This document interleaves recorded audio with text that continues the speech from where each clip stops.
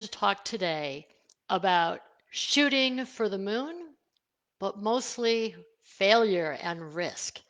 Someone asked me last week, what was my biggest failure? Or, kind of where did I fail the most? And I had to think about it.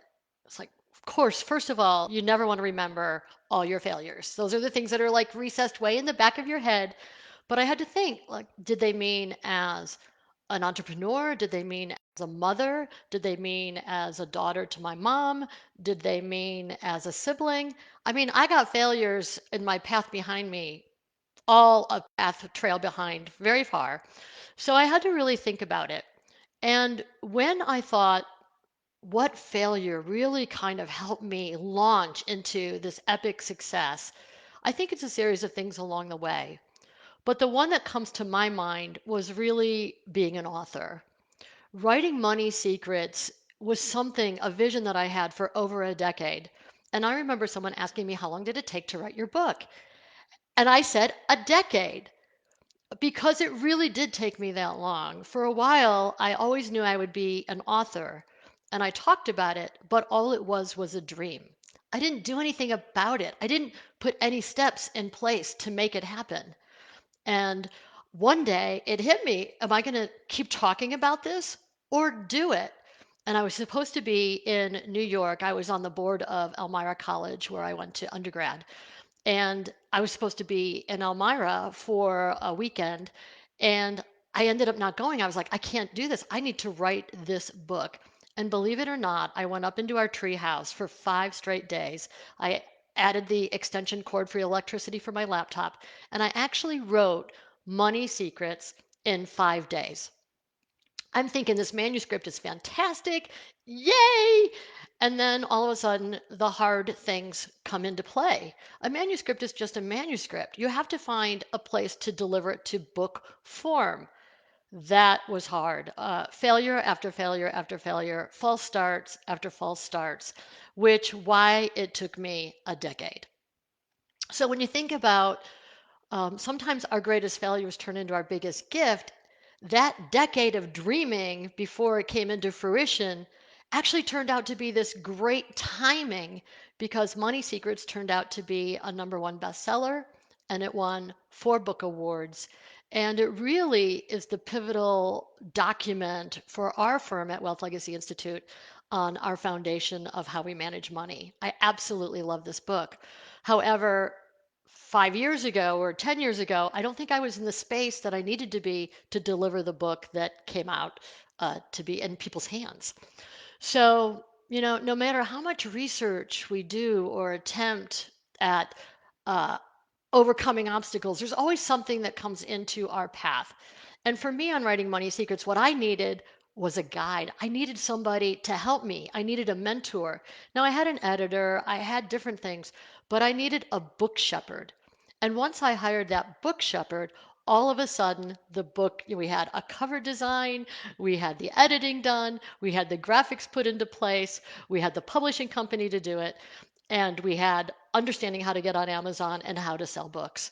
So, and also then the media afterwards. So, a book shepherd for me, getting help was what got past myself for the course correction that I needed to do along the way.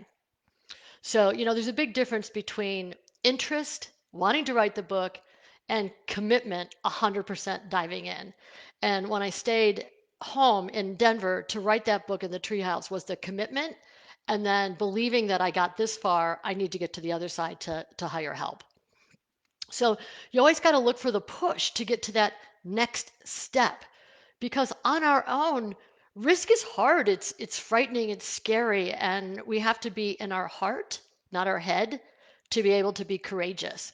Because once we're in our heart, courage comes to us, and with courage, then we have curiosity, and with curiosity, we then get an adventurous life filled with experiences and different opportunities that exist. So I think for me, it really had to come to being heart centered versus head centered, and that was key. So, my kids, I tell you, they would be the first to share this story of as we were growing up, or they were growing up. I would always say, you got to 212 it. And I read a book probably 2 decades ago. about 212 degrees. Now, if you think about 211 degrees is just hot water. However, 212 degrees is boiling water, and that boiling water is steam. And so when you think about that one temperature, that and steam powers a train. So if you think about 1 degree difference from hot water to simply pushing forward machinery, enough force to power huge machinery, that's big. It's just this wonderful, uncomplicated metaphor to feed any endeavor. It's we start something, but do we have 100% commitment and more to consistently push ourselves to that extra effort, that 212 degrees, that seemingly small, that is huge results. I always think of, 33 temperature degrees is rain. 32 degrees temperature is snow. And the difference between rain and snow is monumental as it relates to how you spend your day. So when I think of life and shooting for the stars and how do we get past and through that rough stuff on course correcting, we have to start one. Once you start, as things come up and the obstacles come in your path, look at them as opportunities to course correct. But gosh, we have to start. And then I want to say, lastly, boy, just don't believe in the hype. Don't believe in the hype on money. Don't believe in the hype on what people are doing, on what success is. Play your own game. I can't begin to tell you how many other people's paths I tried to play. And as soon as I just played my own game, I was a lot happier. My own game in terms of not pleasing other people, my own game in terms of what I need to do to be fulfilled with myself, and what does my abundant life look like.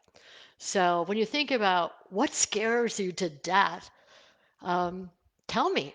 Tell me what's your biggest fear, and what is your biggest, hugest, badass thing that you overcame, and the risk that you took, and how did it make your life better? Because when you think about life, I would probably say that 99% is kind of a bitch, and that 100%, that extra 212 degrees, is a breeze. And that's my message.